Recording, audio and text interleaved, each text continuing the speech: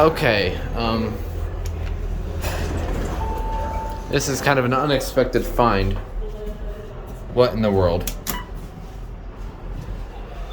I've never in my life